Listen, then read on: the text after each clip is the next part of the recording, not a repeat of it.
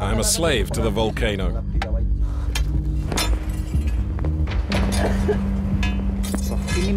I lost all my teeth because of gas.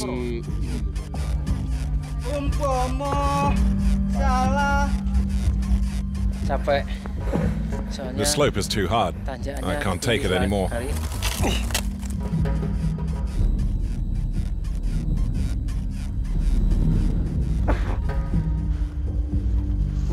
My eyes sting me with all this acid smoke.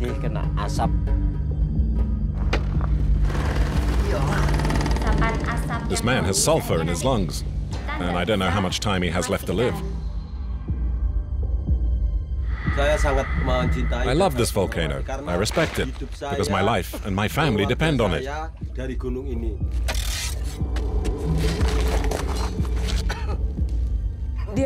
My father did everything for me to succeed in my studies. He will not stop working until I succeed in life.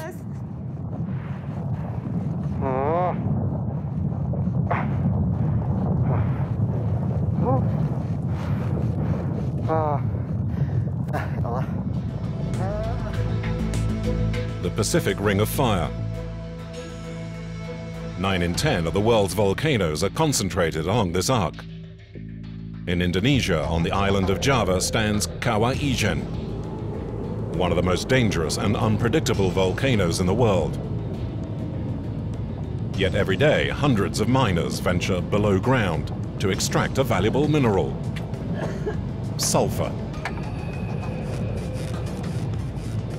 All day long, loaded like donkeys, they cross paths along this dangerous route, with on one side a precipice, on the other, toxic vapors. They are known as the convict workers of sulfur.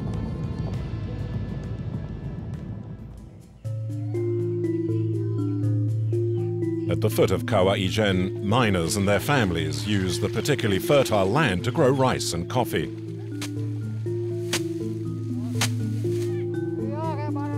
The volcano feeds them, but they fear it. According to legend, the crater and its smoke marks the doors to hell.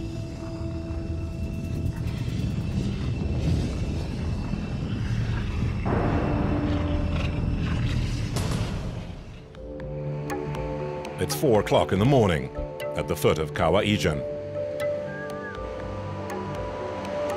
Matruson, aged 31, heads off in the pickup truck, heading for the volcano.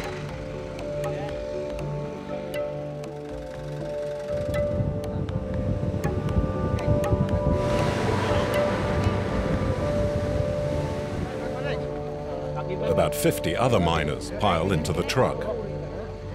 The trip takes more than an hour.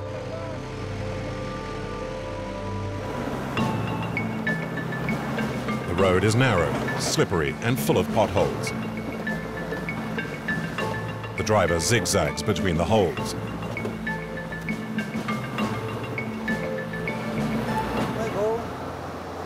One day, I asked some of the miners to get off, because there were too many.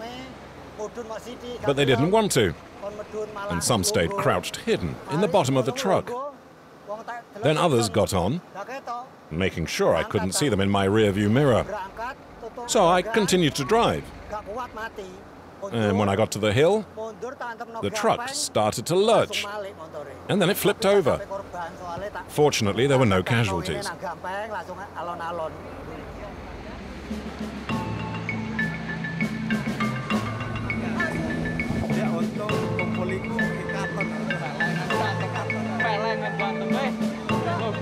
Despite the hell that awaits them, the men are in a good mood.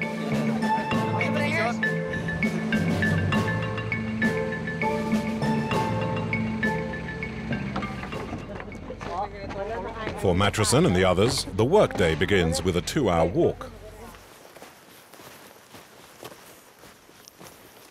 A warm-up before facing the dangers of the volcano.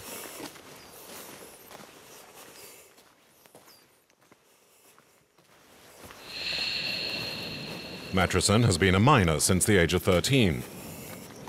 Yet he is still scared every time he makes the descent into the crater. This place is very dangerous because there are landslides. And then the volcano also produces highly toxic gases. You have to pay attention to what you're doing, especially when you work. Always be fully alert.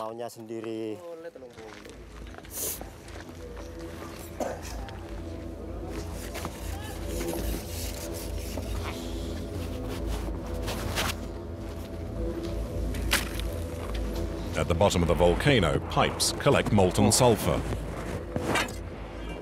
When it's brought up, the contact with cold air hardens it, and the miners break it down with an iron bar. The work of these men looks simple enough, yet it is fraught with danger. At any time, the wind may carry toxic acid fumes, which burns their lungs. It's like swallowing boiling water.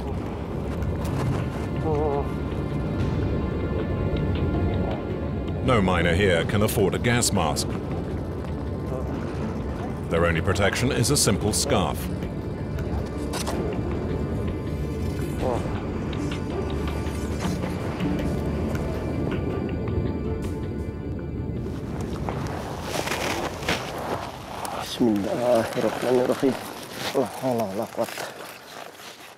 After an hour of digging around in the belly of Kawah Ijen, Matrisson has extracted 80 kilos of sulfur. The slopes are very hard to climb, but for me the hardest part is the one that starts at the bottom of the crater. To reach the summit, he must trudge about 500 meters with 80 kilos on his back. Each step is painful.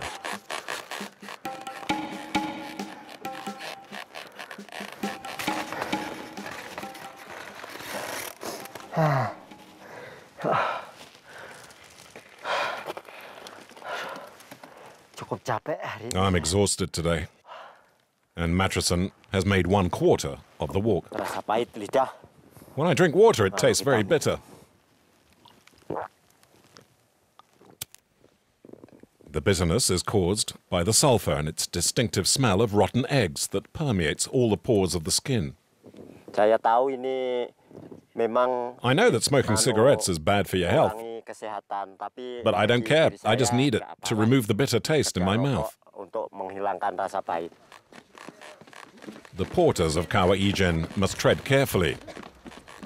The slightest misstep means a fall, which could be fatal. I've already fallen climbing up. It happened here. I was so sick that day that I could no longer get up, and they had to take me to the clinic in the city. Here the rocks are unstable, and I remember seeing a miner die in a landslide, right over there.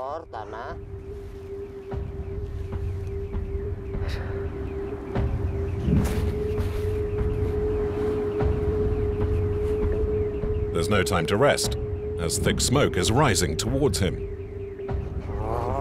Acidic gas, highly toxic, that in the long term causes bronchitis, fluids in the lung, and cancer.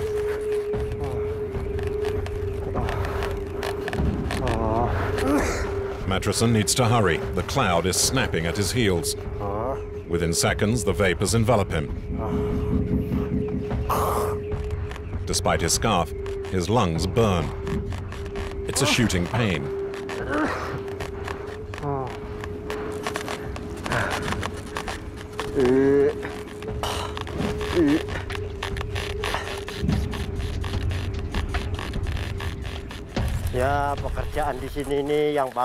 For us, the porters, the hardest part is the smoke. There's too much and it's everywhere. And when we carry such heavy baskets on our shoulders, it wears us out even more, because the smoke is everywhere, in our lungs, our skin, and that's our biggest problem. Made breathless by the gas, Matrisson has taken 2 hours to reach the summit of the crater. He still has 5 kilometers to go, but they're easier. Matrisson now moves forward on a flat path and can use his method, which is a kind of dance punctuated by the squeaking of baskets.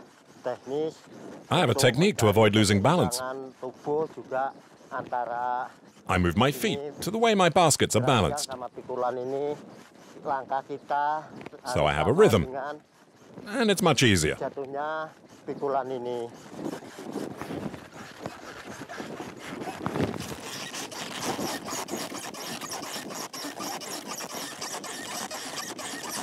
After a 20-minute descent, Matruson arrives at the first stage, halfway between the crater and the factory. This is where the miners weigh their baskets.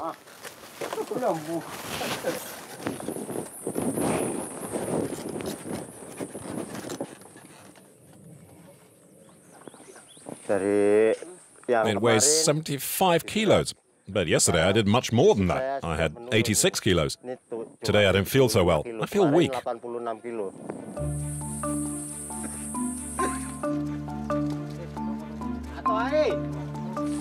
Few men are able to carry more than 80 kilos in one go.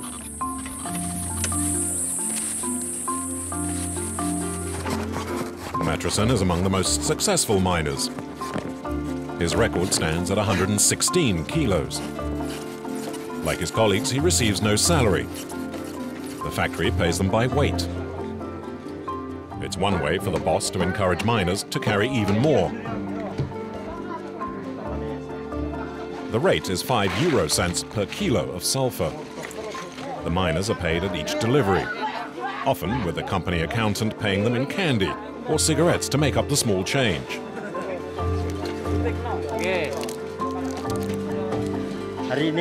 Today I brought 2 loads and earned 8 euros.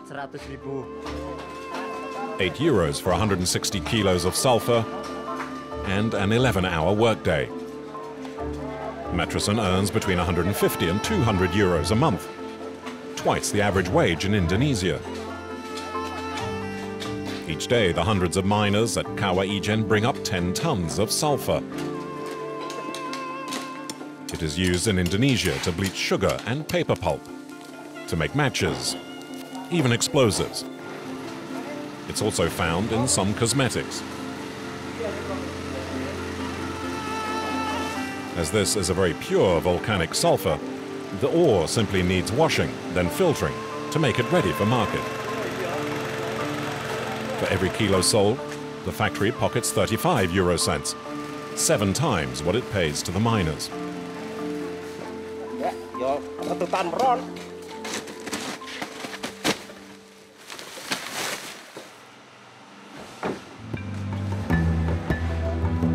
It's now 4 p.m. and Matruson returns home, exhausted.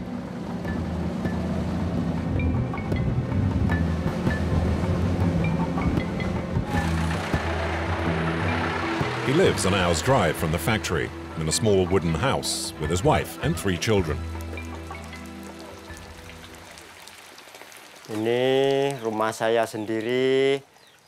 This is a modest little house, and it's in very bad condition. Look at the state of the floor. It's clay, you see, because I can't afford real tiles. And when it starts to rain, the whole house is flooded.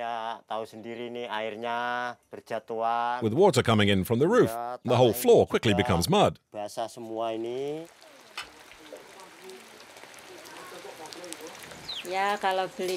We eat meat only once a week. And sometimes we don't have enough money to buy any. So we just go without. There's no radio or television. Everything Matruson earns goes towards the education of its 3 children. There are few distractions. So whenever there's a village feast, no one wants to miss it.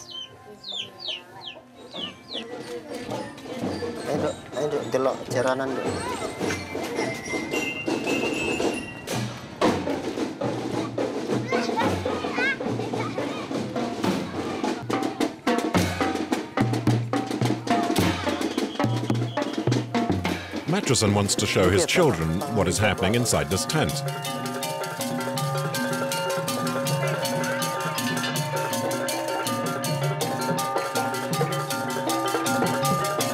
At first glance, one would think it's a play. In fact, it's a shamanic ceremony. The men dance until the gods of the volcano wake up. Although the villagers are all Muslims, many still believe in these pagan gods.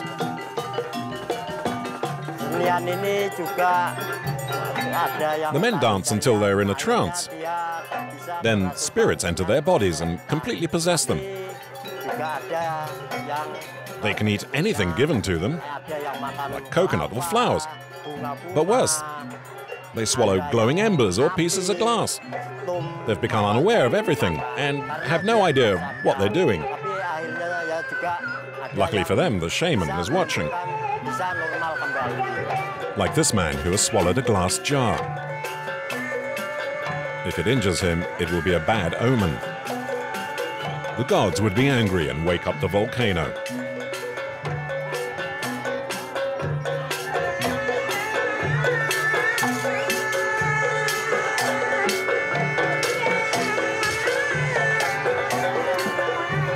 So, not to risk it, the shaman ends the man's trance. My role is to invoke the spirits, so they enter the bodies of the dancers. And when I feel it's getting dangerous, I make sure the spirits leave their bodies.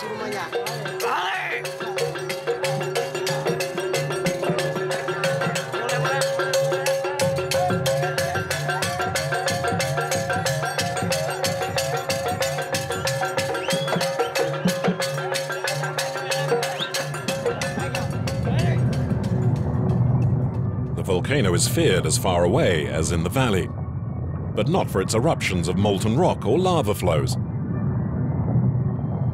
Kawah Ijen is dangerous because of gas explosions. It accumulates in the waters of the lake to form a bubble that bursts like a bomb. This is what seismologists fear. The seismograph can detect the slightest twitch of the volcano. It's imperative. The crater is under surveillance 24/7. And even when everything seems calm, if ever there were an increase in seismic activity, the volcanologists would immediately prevent access to the volcano. An explosion of the poison gas could kill everyone who is on the Kawah Ijen. Explosions are difficult to predict. One of the most deadly happened 30 years ago. It was 11 o'clock in the morning when a huge gas bubble burst on the surface of the water. That day there were many people in the crater. 60 miners and porters. They were there, over here, everywhere. They were even by the side of the lake. Black smoke came out of the crater and suddenly a man fainted. Someone went to help him and he fainted too. 11 other men were also affected. 4 of them died. 2 were very close friends of mine. I was very sad. On average, there's an explosion every 4 years. But within the crater, the danger comes from the sulfur itself. On this particular day, the men are worried. There are leaks. It paralyzes production, but more importantly, there are too many toxic fumes. There's too much smoke. We must put a tube through here.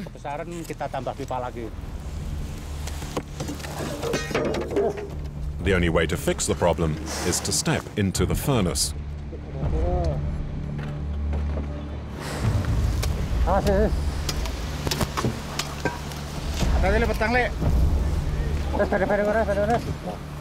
The men who risk their lives repairing the pipes are called volcano mechanics. With their ridiculous masks, they would probably survive no more than 5 minutes in the ultra-corrosive cauldron. So speed is of the essence.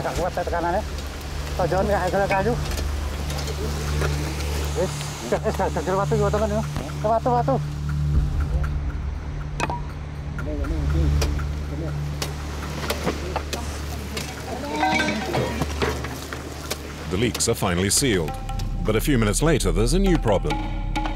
This time, it's a fire.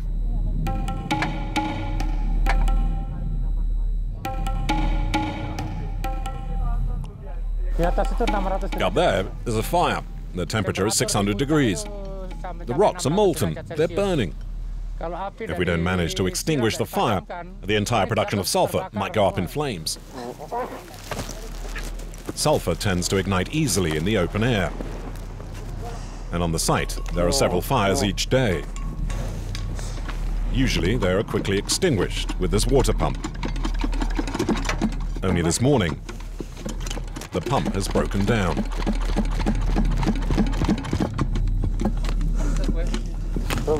Yeah, it's a pump problem. It's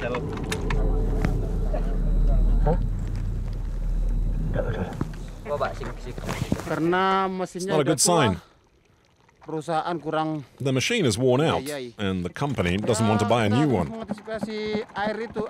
So for now, we're forced to do everything by hand. We use a bucket and go up to douse the flames. With the machine, it takes about 10 minutes. But now, it's probably going to take us 1 or 2 hours.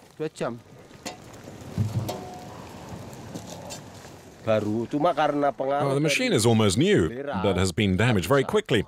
This is because of the sulfur. It's so acidic. Some porters have been waiting patiently for over 5 hours to start work.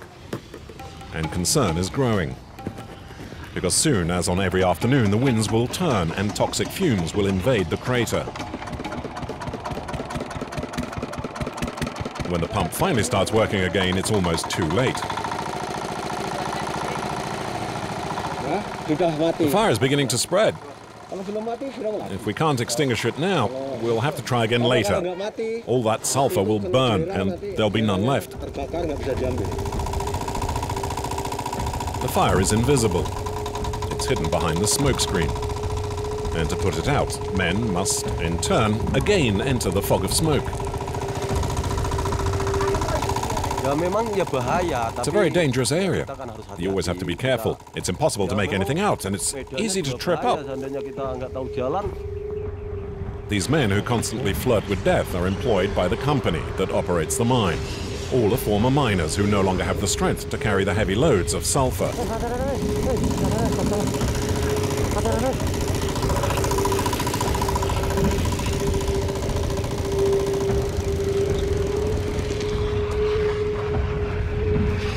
Like Andy, who began working in the crater at the age of 15. Andy had to stop working as a porter because of shoulder problems. It was very painful. He had boils, I think. Every time he carried his baskets, his shoulders began to bleed. Andy is less than 40 years old. He's a man we know well. 12 years ago, we had already filmed him at Kawaijen. At the time, he was still carrying sulfur. We'd been moved by his story, as he showed us his physical suffering and opened the doors to his home.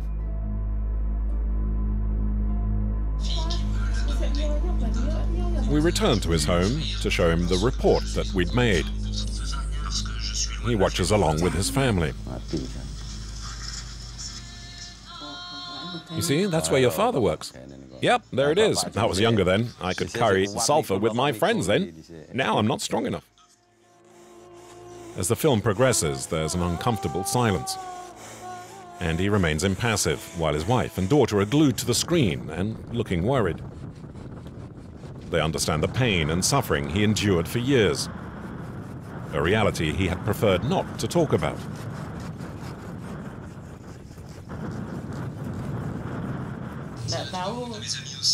I would never have imagined that he worked like that.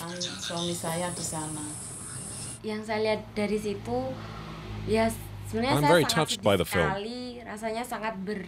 I only now realize how very painful my father's job is, especially during those days, and he never complained about his working conditions. And he never wanted to talk about his work, not out of shame, but out of modesty. At the time, he had said he worked mainly for his daughter. The most important thing for me is her. I want her to be educated and get a job that's better than mine. I want her to go to primary school, college, and university. My daughter is my life. Today, Andy continues to work for his family. But since he no longer carries sulfur, his salary has been halved. So when he's not at the volcano, he works in the fields. I grow rice so that we can always have something to eat at home. The money I earn at the mine is exclusively for the studies of my daughter.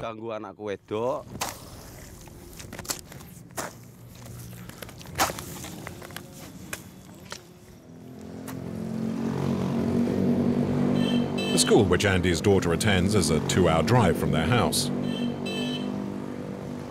For her to continue her studies, he continues to make sacrifices. I found a studio for my daughter to be closer to her school, and I pay the rent every month. In school, Andy's daughter is taking graduate studies in tourism. At 20, she is the oldest child and the great hope of the family. My father's work means he can't be with me very often, or with my mother or my brother. But he does everything to make me have confidence in myself, so I can succeed in my studies. And I don't think he will stop working until I have made a success of my life, too. He gives me so much hope. I absolutely must succeed in my studies, so that my mum and dad's dream will finally come true.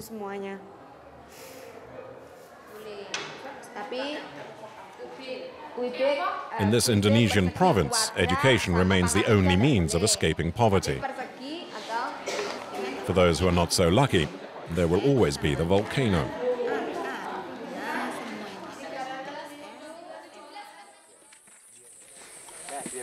And this is true for Warten, age 19. This is his first day working at Kawah Ijen. Matruson has agreed to teach him the ropes. Training begins with the choice of baskets.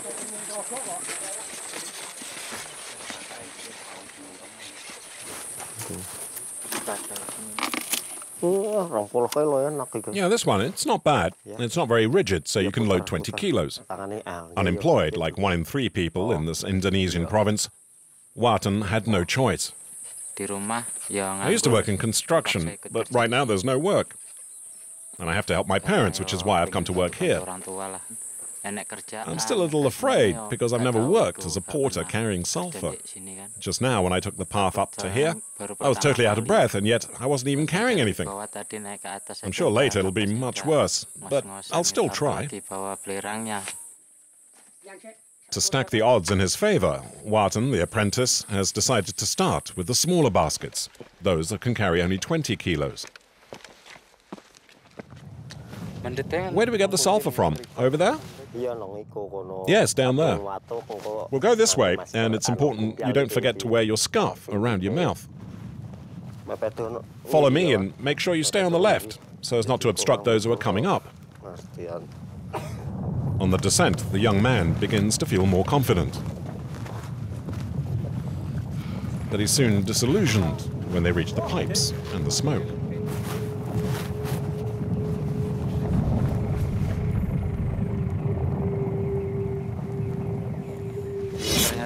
In fact, it's difficult. I have a hard time breathing.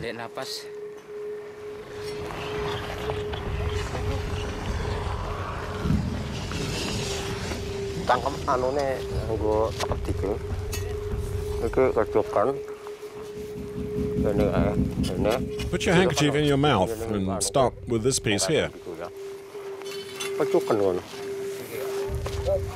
And then you take it out, like this. Go on, grab it. Good, good. Keep going. Now, pick it up now. Lift it.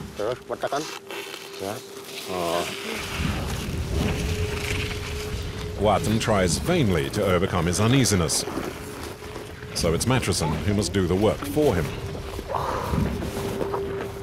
I don't have the technique yet. belum ngerti selahnya. I don't even know where to put my hands Panasnya mana yang because it's dipegang, very hot. nggak ngerti ngangkat cara ngangkatnya.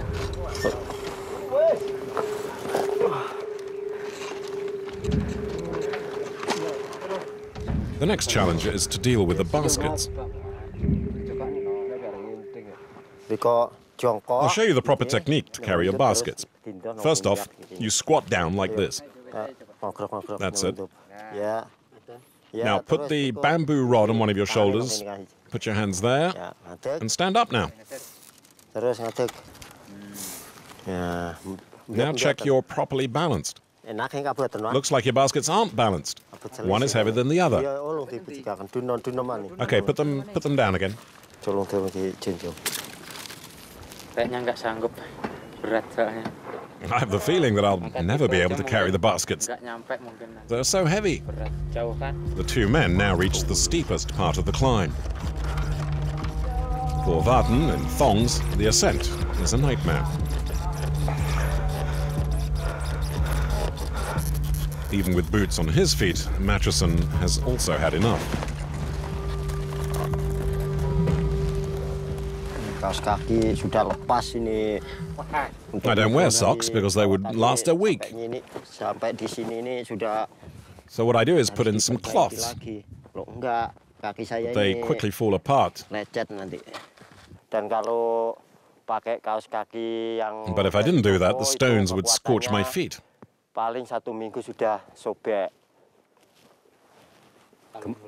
You're trembling? Yes. I feel as if I couldn't take another step. Be careful when you walk. Never look to the left or right, and especially never look down. You'll get dizzy looking at such small people down in the crater. You must only look where you put your feet. And it's important that you don't look anywhere else.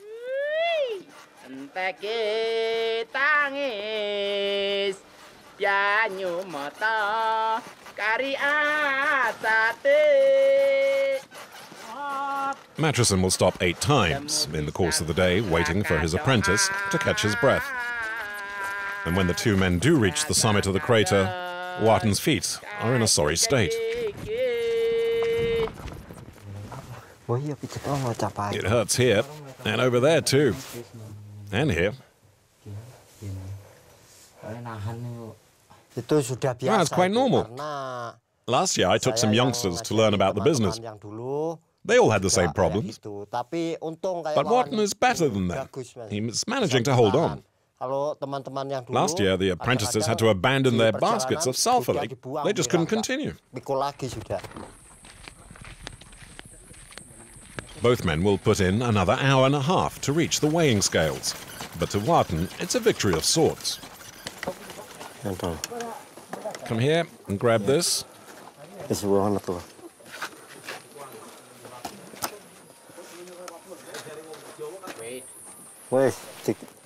30 kilos.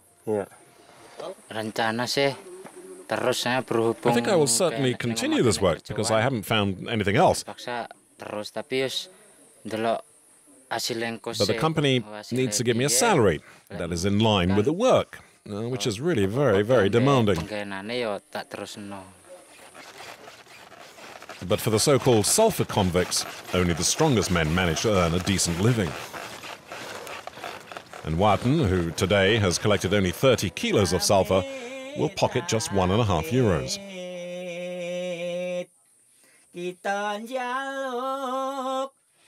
Halfway between the crater and the factory, at 2,000 meters above sea level, 15 men live in these shacks without running water or electricity. Most are part of the maintenance team. Here's Andy again, the ex-porter that we had filmed 12 years earlier. He spends 2 weeks a month here, without going home. I am the slave of the volcano, but what can I do? It keeps me alive. It gives me money to eat, to pay for the education of my children. All this is thanks to the volcano. If Kawah Ijen didn't exist, I think there would be a lot of thieves in the village. Hey, look, we ate all the vegetables, so all he's got left are the broth and the peppers. And those peppers will blow his socks off.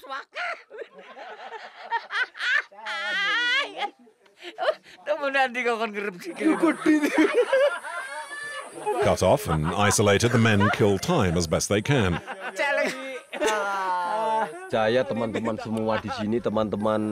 For us, it's very important to work with real friends.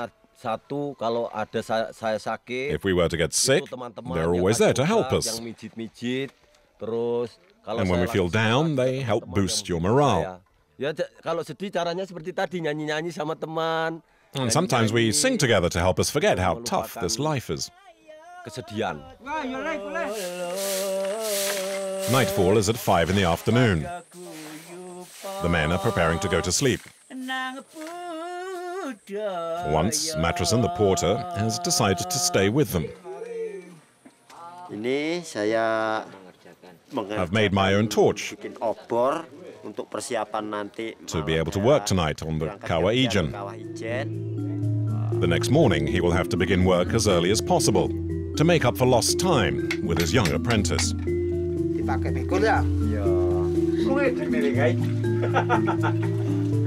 At night time, the temperature inside the cabin drops below 5 degrees. To protect themselves against the cold, the miners sleep fully clothed.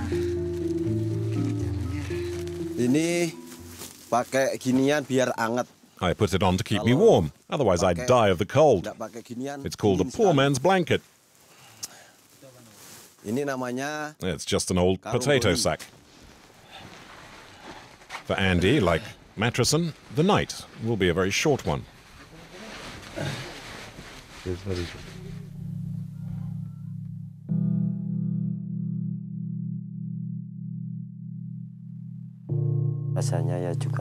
I'm still asleep. It's really hard to leave for work at 2 o'clock in the morning.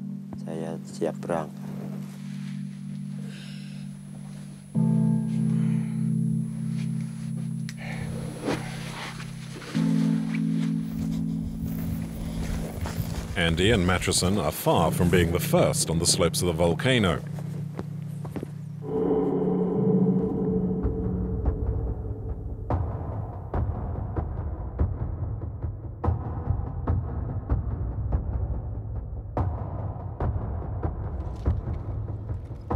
On the flanks of the crater, a dozen furtive shadows are already flitting about.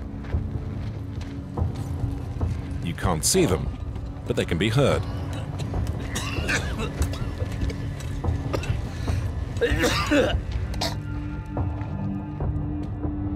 At the bottom of the crater, a nasty surprise awaits. According to Andy, the mechanic, these are the blue flames produced by burning sulfur, and there's a fire that's getting bigger. If I can't put out the fire, all the porters will have it in for me, and my boss will be furious. The sulfur won't make it through, and I won't be paid. If by day putting out the fire is difficult, by night it's hell. This is dangerous. The slope is steep and we can't see the path because of our masks. You could tumble over at any time. Especially now that the water pump has broken down again. And once again, Andy has to get close to the flames with buckets of water.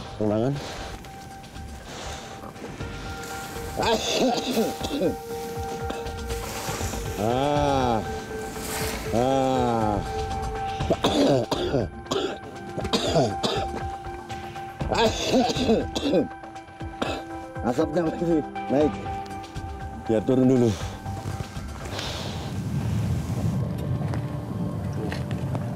For his part, Matruson is already at work.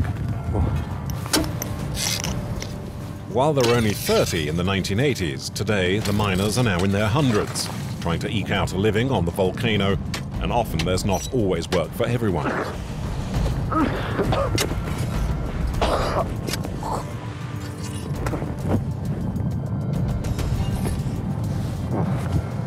Matruson takes advantage of the night to pick up as much sulfur as possible before his competitors arrive.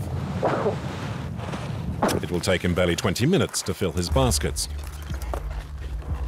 The disadvantage is that in the darkness, the climb up is even more dangerous than in the daytime. One misstep means plunging into the ravine.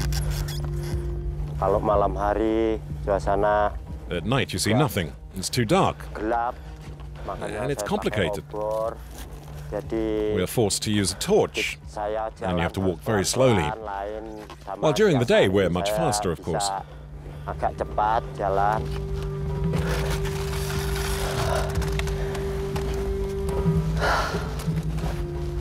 Wah, capek sekali nih. Oh, it burns me. Right here on my back.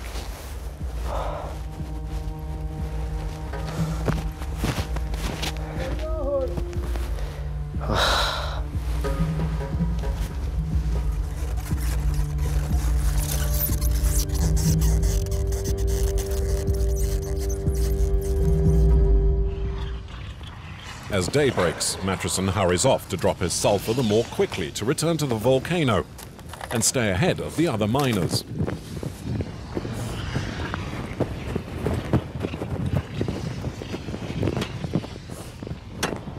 Because of the fire, there's less sulfur. Much of it has been destroyed.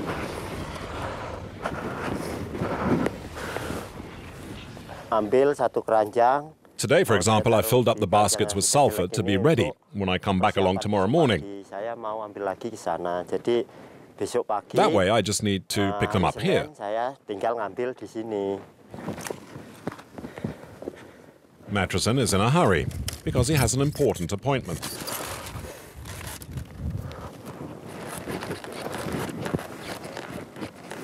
He's been breathing in acid gas fumes all day, and he's beginning to worry. So, for the first time in his life, he's decided to consult a doctor.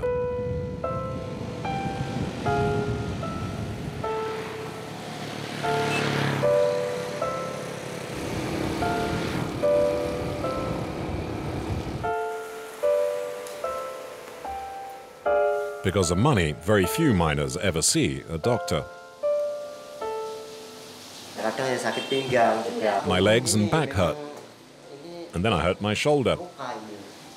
This shoulder here is very strong, but when I'm tired, I change and I put my baskets on this shoulder. Lagi sini, apa enggak? And sometimes it's infected. Well, one moment. Dipecet itu keluarnya. Is there pus coming out? It's because of the weight of baskets. You have the same thing on the other side? Yeah, but not as much. Cuma kecil gitu. Kalau kena asap. And I cough a lot when I'm in the crater. And sometimes when I'm stuck in the smoke, I vomit. Lidahnya keluar, lidahnya keluar. Nanti yang di sini bisa langsung fototoraks. But it's the state of his lungs rather than his shoulders that worries the doctor. Matruson is 31 years old. Usually, miners don't seek such treatment. He has made the effort to reassure his family. But above all, he's hoping that the doctor will not ask him to stop working.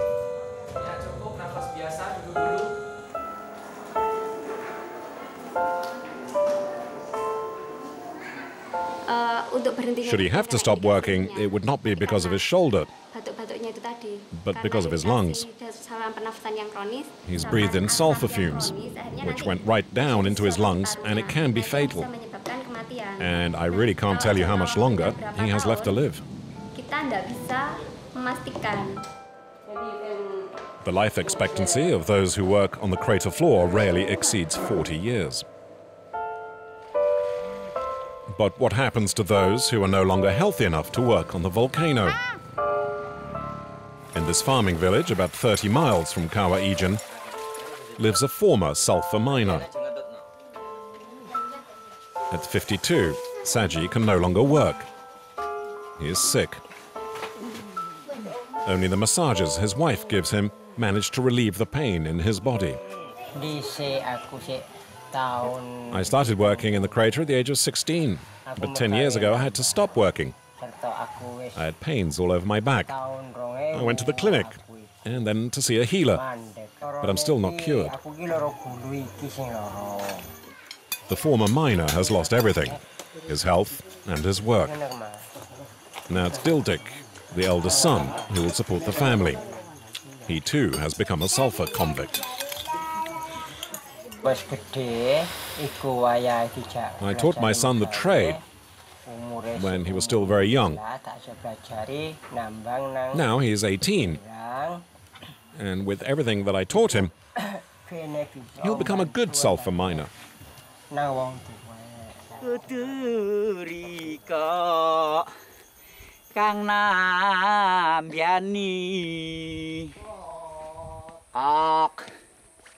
At 18, Tildik is the youngest porter at Kawah Ijen.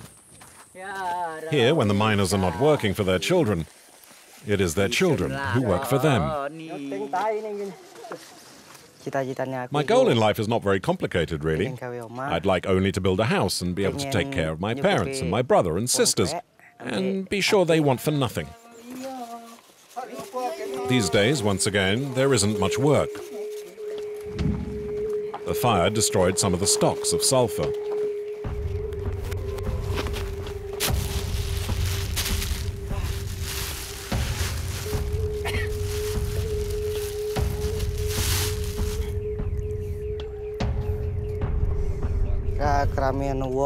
There are too many people digging, and there is not enough sulfur, so I must wait. But if necessary, I can stay here until midnight, or all night, in order to fill up my baskets. And it doesn't scare me if I have to.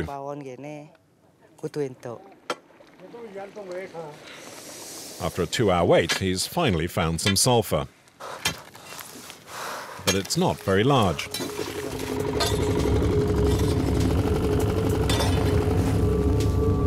To complete his load, he forages for pieces left by others. His baskets are loaded with 80 kilos, almost twice his own weight. Tildik is able to carry them, but he's waited too long on the crater floor and has forgotten the gas usually invades the slope in the afternoon.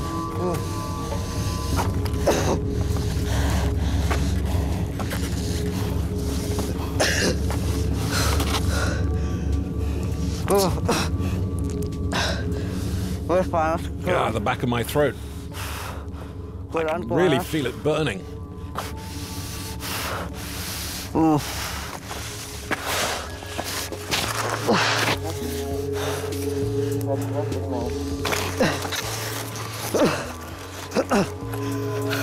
The young man is part of the new generation.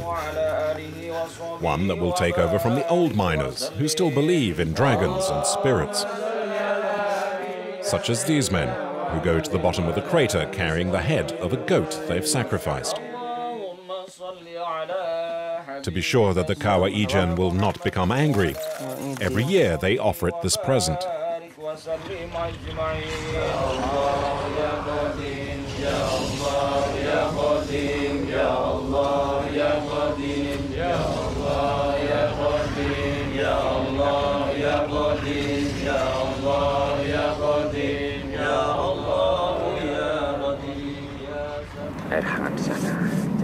With the ceremony, we hope that the production of sulfur will be good throughout the year.